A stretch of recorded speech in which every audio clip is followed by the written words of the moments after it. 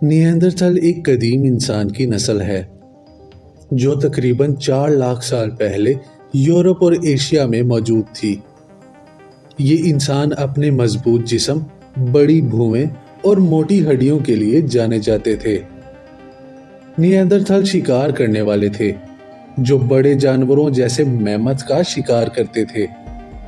इनके पास अपने औजार बनाने की महारत भी थी जिसकी मदद से वो खुराक हासिल करते थे और अपनी हिफाजत करते थे।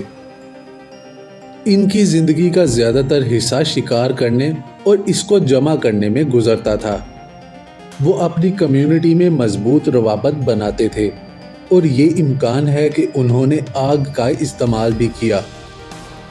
कुछ तहकीकों से ये जाहिर होता है कि निएंडरथल्स ने मुमकिना तौर पर फनून लतीफ़ा भी तख्लीक किए, जैसे कि गारों की तस्वीरें। निएंडरथल्स की एक्सटिंक्शन तकरीबन 40,000 साल पहले हुई। इसकी कई वजूहात थी: माहौलियाती तब्दीली, नई बीमारियों का फैलाव और जदीद इंसानों से मुकाबला। जब जदीद इंसान यानी होमो सेपियंस निएंडरथल के इलाकों में दाखिल हुए तो इनके साथ खुराक और वसाइल के लिए मुकाबला बढ़ गया। निएंडरथल्स की जिस्मानी साख्त ज़्यादा मजबूत और मोटी थी, जबकि जदीद इंसान पतले और लंबे होते थे। निएंडरथल्स का दिमागी हुजम जदीद इंसानों के करीब था, लेकिन जदीद इंसान की सोचने और तख्लीक करने की सलाहियत ज़्यादा तरक्की याफ्ता थी। निएंडरथल्स की ज़ुबान के बारे में मुकम्मल मालूमात मौजूद नहीं है, लेकिन तहकीक के मुताबिक वो एक बुनियादी किस्म की ज़ुबान इस्तेमाल करते थे। इनकी आवाज़ों और इशारों के ज़रिए एक दूसरे के साथ बातचीत करने की सलाहियत मौजूद थी। इसके अलावा निएंडरथल्स मुर्दों के दफन करने के सबूत भी मिले हैं।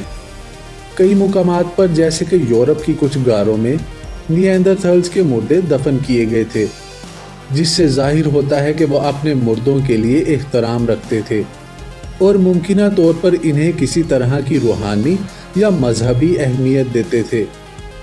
ये अमल इनकी समाजी साख्त और सकाफत की पेचीदगियों को जाहिर करता है। निएंडरथल्स आज एक अलहदा नस्ल के तौर पर मौजूद नहीं है। वो तकरीबन 40,000 साल पहले ख़त्म हो गए, ताहम इनकी जीनियाती वरासत आज के इंसानों में मौजूद है। बहुत से गैर अफ्रीकी नस्ल के लोगों में निएंडरथल्स के डीएनए का एक छोटा सा हिस्सा पाया जाता है, जो इस बात की निशानदही करता है कि निएंडरथल्स और इब्तदाई जदीद इंसानों के दरमियान कुछ मिलाप हुआ था। निएंडरथल्स की कहानी हमें इंसानी तरक्की और मुख्तलिफ इंसानों की नस्लों की शमूलियत की अहमियत को समझने में मदद देती है।